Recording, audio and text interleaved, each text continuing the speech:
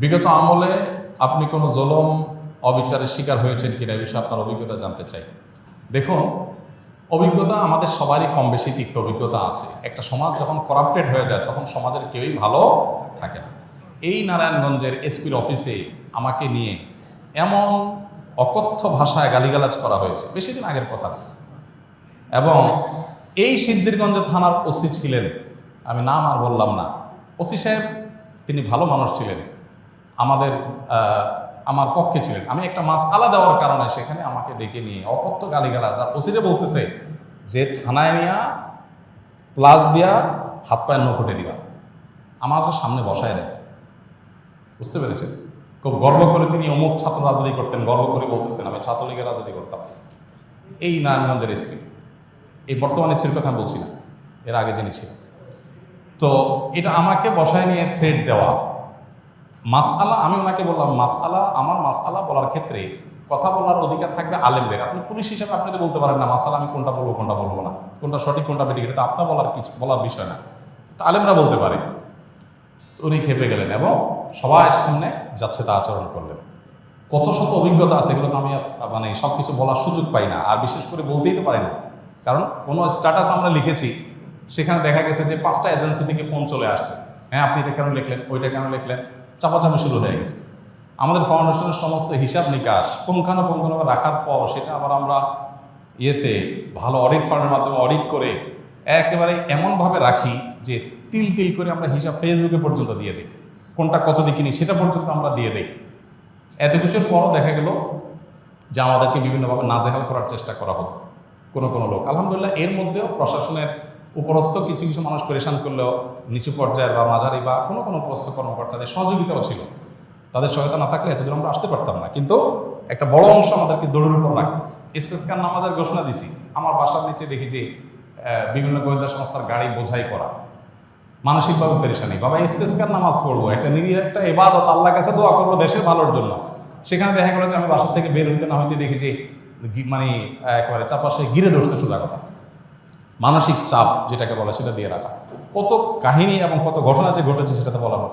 জোর করে সরকারি বিভিন্ন অনুষ্ঠানে নেওয়ার জন্য একবার একজন এডিশনাল এসপি, তার নামটা আমার মোবাইলে সেভ করা আছে, আমি নাম আর বললাম না, উনি ফোন দিয়ে বলতেছেন যে আমি অমুক। তো আমি বললাম হ্যাঁ বলেন। তো উনি বলতেছিলেন যে আমাকে সব হুজুররা কিন্তু চিনে, খুব নেগেটিভভাবে বলতেছেন, হুজুরদের সব সাইজ করি আমি, আমার নাম সব হুজুরদের মুখস্থ, আপনার সাথে আমার প্রথম কথা হচ্ছে। এটা হলো শুরুতেই কথা না। এরপর কি হয়েছে, বলেছে একটা অনুষ্ঠানে যাইতে হবে আপনাকে, সেখানে অমুক অমুক থাকবে, রাষ্ট্রের সবচেয়ে বড় বড় পর্যায়ের লোক তারা থাকবেন, আপনাকে যেতে হবে। কি হয়েছে সেখানে আপনাকে একটা বক্তব্য দিতে হবে। তো আমি বুঝছি যে আমাকে একটা প্ল্যান ওয়াইজ আমাকে দিয়ে একটা জিনিস করানো হবে। আমি বিভিন্নভাবে অপারগতা প্রকাশ করলাম, বলে যে রাষ্ট্রের প্রয়োজন আপনি অস্বীকার করতেছেন। হ্যাঁ আমার রাইট আছে, রাষ্ট্র চাইলে আমার যেখানে সেখানে বাধ্য করতে পারে না, আমি সাধারণ নাগরিক। যাই হোক, পরে শেষ পর্যন্ত আমার সেখানে যাওয়া লাগে না আলহামদুলিল্লাহ। এরকম পরিস্থিতি হয়েছে। সর্বশেষ এই যে আমাদের আসিফ মাহতাব গ্রেপ্তার হলো, তার নিয়ে পোস্ট দিলাম। আমাকে আমার এক ভাই সোর্স তিনি বললেন যে ভাই আপনি বাসায় থাকেন না। তো রাতে, এই কয়দিনের আগের কথা, রাতে যায় আরেক বাসায় যায় ফিকাম, এই কয়দিন আগের কথা, আগের বাসায় গিয়ে পালায় থাকতাম। একদিন আসলের পরে বাসার সামনে মোটরসাইকেলে 2টা লোক আসছে। আমার বাসা এমন এক জায়গায় আশেপাশে কোনো মানুষজন নাই, এখানে কেউ রিক্সাও চলে না, কোনো সাধারণ গাড়ি নিয়ে নিজস্ব গাড়ি ছাড়া যাওয়ার সুযোগ নেই। এরকম একটা জায়গায় থাকি আমি, সব মরুভূমি, আশেপাশে ঘাস, মানুষজন নাই। সেখানে কোনো মানুষ আসা তো স্বাভাবিক নয়। 2জন মানুষ আসল আগ থেকে এসে অপেক্ষা করলো। তারা মনে করেন এত লম্বা সময় আসে, নিশ্চয়ই ওয়াশরুম রুমে গেছে লম্বা সময় ধরে। মাগরিবের নামাজ পড়লাম, ওযু ছাড়াই নামাজ পড়লো আমাদের সাথে। ওখানে যে জামাত হয় এটা জানার কথা না, আমার বাসার নিচে গ্যারেজে ছোট্ট করে একটা রোড, আমরা জামাতে নামাজ পড়ি। যাই হোক, এরপরে যাওয়ার সময় আমাদের একজনকে জিজ্ঞেস করলো অমুককে তমুককে, নাম জিজ্ঞেস করলো, তখন আমরা বুঝলাম যে এটা সংস্থার লোক। তো এইভাবে দৌড়ের উপরে এদেশের সবাই কম বেশি ছিল, নানাভাবে ছিল। আমার নামে ফাইল তৈরি করা হয়েছে, এমন ফাইল হয়েছে যে আমাদেরকে অনেকে বলতো যে আপনার ফাইল এমন মোটা হয়েছে যে কোনো মুহূর্তে আপনাকে ধরবে। এই আন্দোলন যদি না হইতো, সফল যদি না হইতো, তো হয়তো এরপরে আমাদেরকে আয়নাঘরে যাওয়া লাগতো। বুঝে আসছে কথা?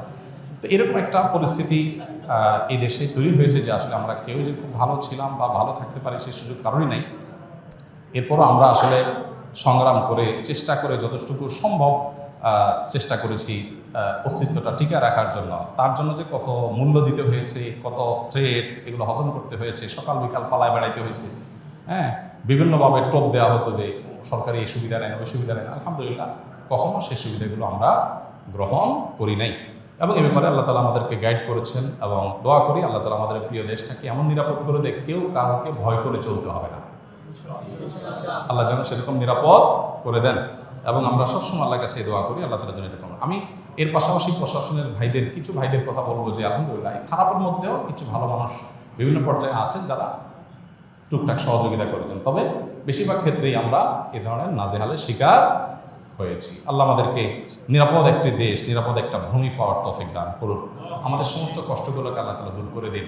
সকল মাজলুমের জুলুমের অবসান হয়ে যাক, সকল বৈষম্য দূর হয়ে যাক। মানুষ পেটে ভাতে যাই খায় থাকে অন্তত নিরাপদে যেন থাকতে পারে, কোনো থ্রেট, কোনো হুমকির মধ্যে যেন থাকতে না হয়। কোনো একটা কথা লিখলে, কোনো একটা কথা বললে যদি 5টা টেলিফোন আসে আর চাপ আসতে থাকে, তাহলে মানুষ স্বাধীনভাবে কোনো কথা বলতে পারে না। আর মানুষ যখন লেজ বড় হয় বা গাছ যখন বড় হয়, তখন বাতাসও বেশি ধরে। কাজ যাদের যত বেশি, তাদের উপরে প্রেশারও তত বেশি আসে। আল্লাহ তাআলা এই প্রেশার মুক্তভাবে, অন্তত অন্যায়ভাবে যে প্রেশারগুলো হয়, এগুলো মুক্তভাবে আল্লাহ তাআলা আমাদের সবাইকে এই প্রিয় মাতৃভূমিতে চলার তৌফিক দান করুন। আসুন্নাহ ফাউন্ডেশন, উম্মার স্বার্থে সুন্নাহর সাথে।